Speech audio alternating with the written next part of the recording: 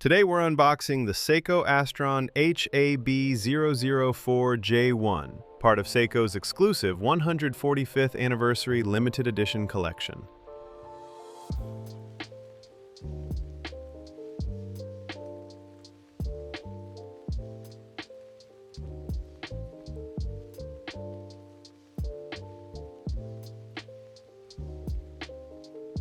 The textured blue dial adds depth and gives the watch a premium look.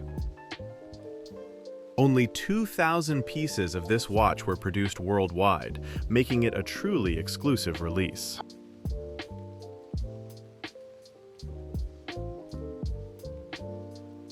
One of my favorite features is the quick release system, making it incredibly easy to swap between the titanium bracelet and the rubber strap.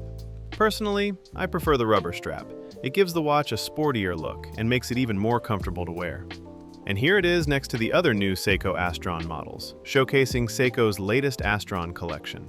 Personally, I think this is one of the best-looking Astrons Seiko has released. Would you add the HAB004J1 to your collection? Let me know in the comments below.